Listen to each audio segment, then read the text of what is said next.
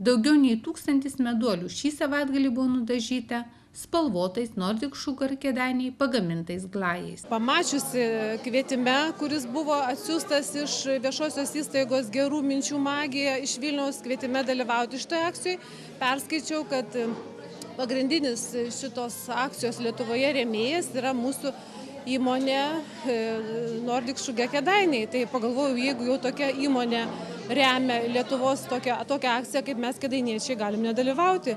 Ir tiesiog pati mėgstu kepti, patinka į kepyklėlę užeiti, čia tie kvapai, kalėdos artėja ir atrodo norisi kažką tokio padaryti, kad ir pačiam būtų smagu ir kitiems būtų smagu. Tai tikiuosi, kad tie vaikai čia, kurie šiandien ateis, kad kažką tokio gražaus ir gero išsineš, ne tik tai po meduolį, bet ir kažkokių teigiamų emocijų. Tai ir stengiamės padaryti, kad jiems būtų jauku. Pagrindinė šitos akcijos idėja yra, kad tas dalinimasis, ne pats meduolių marginimas, ne pats tas meduolio valgymas, bet iš tikrųjų dalinimasis emocijomis. Į Dovilės Kliokmanaitės senamiesčio kepyklėlę Marmaleta šeštadienį meduoliukų atėjo spalvinti vaikų globos namų Saulutė ir specialiosios mokyklos auklėtiniai.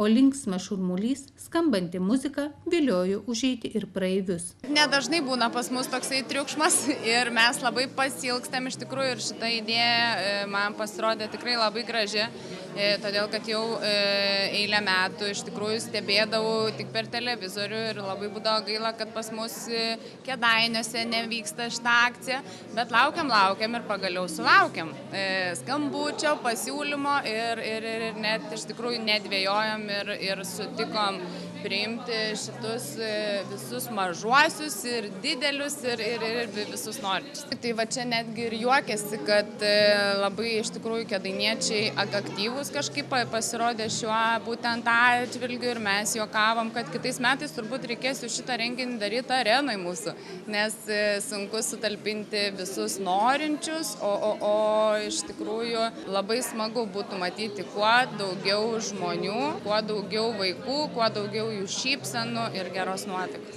Gerą nuotaiką kepyklėlėje kūrė kultūros centro režisierės ir renginių organizatorės Vidmanto Valantiejaus auklėtiniai, mokytojo Edvino Šablevičiaus šeima, o meduolius spalvino ir vaikams dovanojo ne vienas žinomas kėdainietis. Didelė šventė, dažo meduolius, socialiniai remiamiems žmonėms norim pasidalinti šventę. Labai norėjo visi ateiti. Tiesiog buvo įdomu, pirmą kartą aš nebuvau girdėjusi apie tą šventę ir sužinojom ir labai buvo įdomu, kadangi vaikai mėgsta užsiimti tokiais dalykais ir namuose, tai įdomu pabandyti ir šiaip.